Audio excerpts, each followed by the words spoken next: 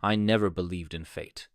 But that changed the moment I locked eyes with the dog behind the cold metal bars. His fur was patchy, his ribs faintly visible beneath his coat, and his eyes were filled with something that made my chest tighten. Recognition, as if he knew me, as if he had been waiting. I took a step closer, pressing my fingers against the cage. The dog lifted his head slowly, his tail giving a weak wag, but there was something desperate in the way he looked at me, like a lost child finally seeing their parent again. My throat tightened. "Hey, buddy!" My voice came out softer than I expected. The shelter worker approached. "That's Max. Poor guy's been through a lot." Max. The name sent a strange chill down my spine. My voice faltered. I had never seen this dog before, so why did I feel like I had? Max whimpered, shifting forward until his nose pressed against my hand, and that's when it hit me an overwhelming sense of déjà vu. A memory I couldn't quite grasp, but one that filled me with deep, aching sadness. What was this feeling? And why did it feel like I had just found something I didn't even know I'd lost? I swallowed hard, my fingers still pressed against the cold metal of the cage. Max didn't move away.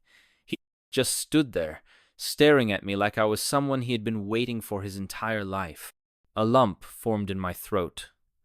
I didn't know why, but something about this moment felt heavy. Important. I turned to the shelter worker. "What happened to him?" She sighed, crossing her arms. "We don't know everything. He was found wandering near an old highway a few weeks ago. No collar, no chip, just scars and a broken spirit." Her voice softened. "He barely ate Erst. It's like he was grieving." My chest tightened. "Grieving?" She nodded. "It's not uncommon. Some dogs lose their owners and they just know. Even if they don't understand, they feel the loss." I looked back at Max. His ribs weren't as visible as I first thought, but he still looked frail, like he had been through too much in too little time. His fur was matted in places, a few small scars peeking through the dark patches, but it was his eyes that hurt the most. They weren't just sad. They were pleading. I crouched down, bringing my face closer to the bars. Max pushed his nose against the metal, his breath warm against my skin. My fingers curled into fists, a strange pressure building in my chest. I had never owned a dog, never lost one.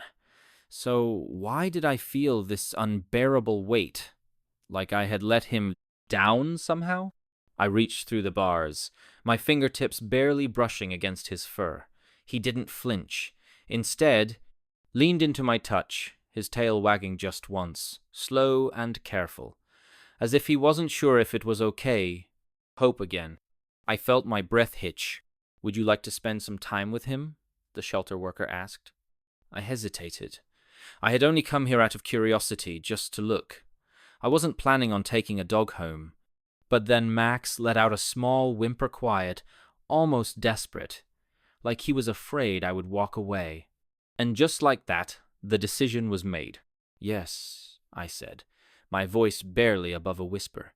"I think I need to." The worker gave a small smile. "I'll bring him to the meet and greet room." As she unlocked the cage, Max didn't hesitate. The moment the door opened, he stepped forward, slowly, cautiously, and pressed his head against my knee. A warmth spread through me, deep and unfamiliar, like something inside me was waking up. I didn't know what this feeling was, but I knew one thing. I wasn't leaving without him. Bringing Max home wasn't as easy as I had imagined. The shelter worker handed me his leash, and he followed me out without a fight, but his steps were slow, uncertain. He didn't look around like most dogs would. He just kept his head low, ears slightly back, as if expecting something bad to happen. In the car, he curled up on the seat, his body tense. I kept sneaking glances at him, wondering if I had made a mistake. I had never owned a dog before. What if I couldn't take care of him properly?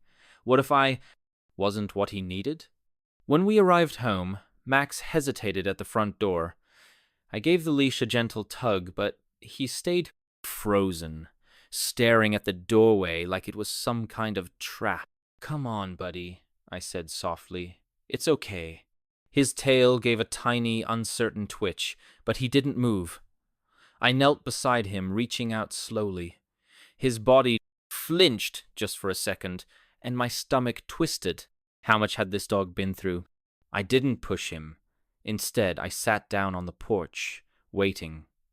After a long moment, Max inched forward, his nose brushing against my arm. "There you go," I whispered, giving him a small scratch behind the ear. He didn't react much, but he didn't pull away either. Eventually, he stepped inside. The first few days, Max barely ate. I tried everything: dry food, wet food, even small pieces of chicken, but he would only take a few bites before turning away. He spent most of his time curled up in a corner, watching me with those deep, knowing eyes. He didn't bark. He didn't whine.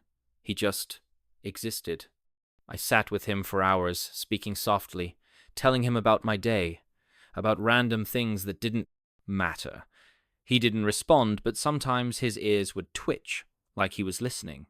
At night, I left his bed near mine, but he never used it. I'd wake up to find him lying by the door, as if he wasn't sure he was allowed to stay, and I couldn't shake the feeling that he was waiting for someone else. Doubt creeps in. By the third day, frustration started to creep in.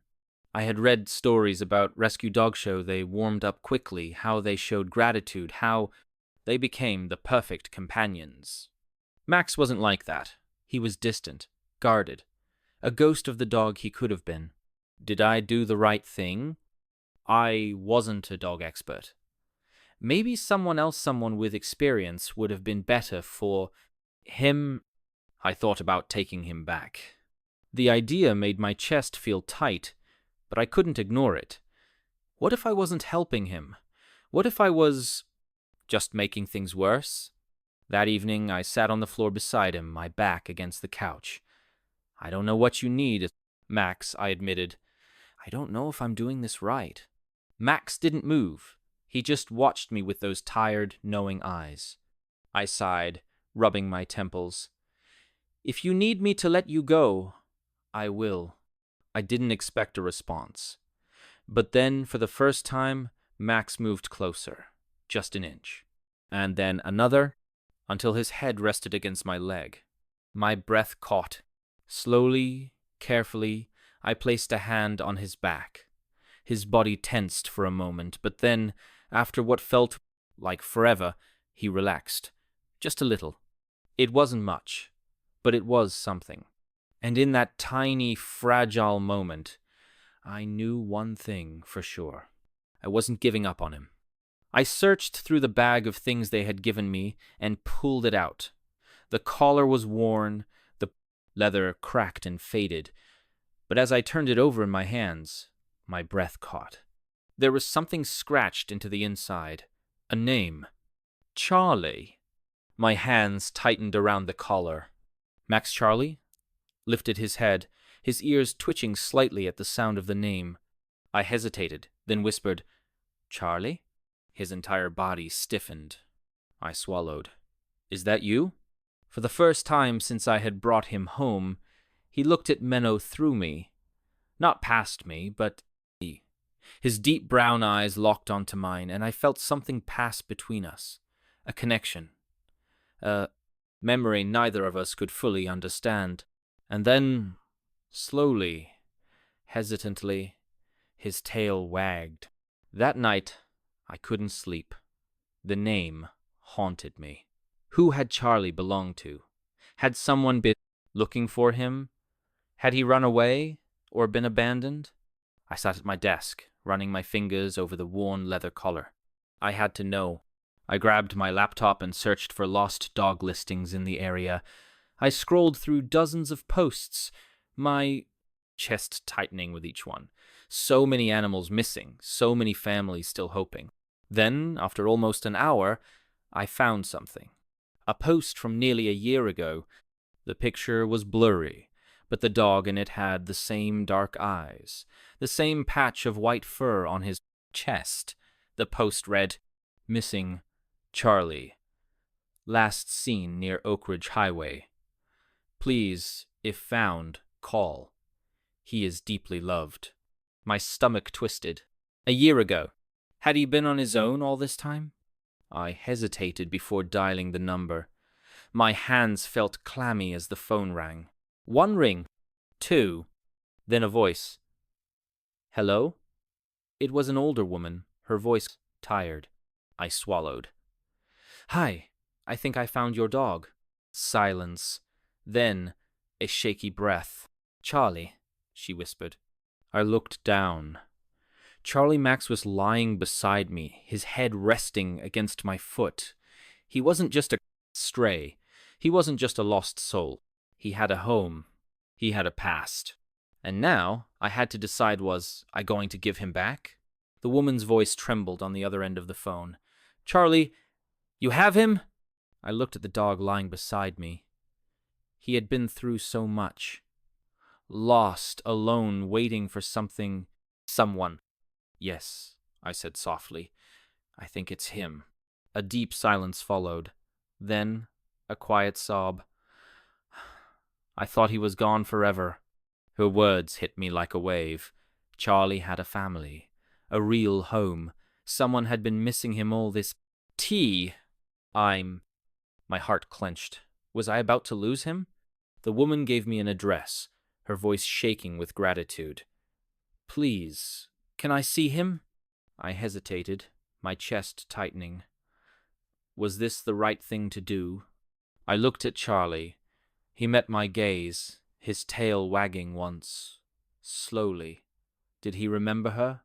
Did he still belong to someone else? I had to find out. The car ride was silent. Charlie sat in the back seat, his head resting on the window, watching the world pass by. I kept sneaking glances at him, my heart heavy. I should have been happy. This was what I had wanted, to find answers, to know his story. But instead, I felt like I was losing something I hadn't even realized I needed. When I pulled up to the house, an older woman was already standing on the porch. Her hands covered her mouth, tears streaming down her face. The moment I opened the car door, Charlie lifted his head. He hesitated, ears twitching, eyes locked on her. She whispered, "Charlie?" And for a second, the world stood still. Then Charlie bolted. Not toward her. Away. Gone. "Charlie!" I shouted, my heart lurching as he disappeared down the street. Panic surged through me. I hadn't expected this. Why had he run? Was he scared? Confused? I sprinted after him, my breath coming in sharp gasps. The woman's cries echoed behind me, but all I could focus on was the dark shape ahead, weaving through the shadows. Charlie didn't stop. I ran harder. My legs burned. My chest ached. But I couldn't let him disappear. "Charlie, please." Finally, he skidded to a stop near an empty lot. His body was shaking, his ears pinned back. He looked lost, terrified. I slowed down, gasping for air. "Hey, buddy, it's okay." He turned to me, his deep brown eyes filled with something I finally understood. Fear. Not of me. Not of being lost. Of losing me. Tears burned my eyes as I stepped closer. "You don't want to go back, do you?" Charlie let out a quiet whimper. I knelt on the cold pavement, holding out my hand. My heart pounded as I whispered, "Come here, Charlie." For a moment he hesitated. Then he moved. Slowly, cautiously, until his head pressed against my chest. I wrapped my arms around him, my breath shaking, and I knew I couldn't give him up. I walked back to the house with Charlie at my side. The woman was waiting, her eyes filled with unshed tears. I swallowed the lump in my throat. "I don't think he wants to leave me." Her face crumpled. For a long moment she said nothing. Then she smiled through her tears. "I always knew he had a big heart. She took a deep breath, looking down at Charlie. He was my husband's dog. After he passed, Charlie ran away. I searched for him for months, but he never came back. Her voice trembled. Maybe he was searching for something too. Charlie pressed against my leg, his warm body grounding me. The woman reached out, gently brushing his fur. He's yours now. Tears welled in my eyes. Are you sure? She nodded, giving me a bittersweet smile. He chose you. I looked down at Charlie. He looked up at me. And in that moment, I knew we had saved each other. The drive home was different this time. Charlie didn't sit in the back, staring out the window like before. Instead, he curled up in the passenger seat, his head resting against my arm. I kept one hand on the wheel, the other lightly scratching behind his ears. His tail thumped against the Seata's slow, steady rhythm, like a quiet heartbeat.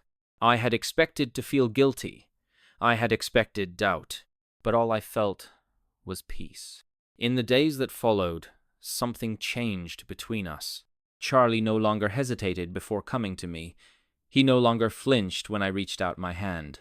At night, instead of curling up alone in the corner, he climbed onto the couch beside me, resting his head in my lap.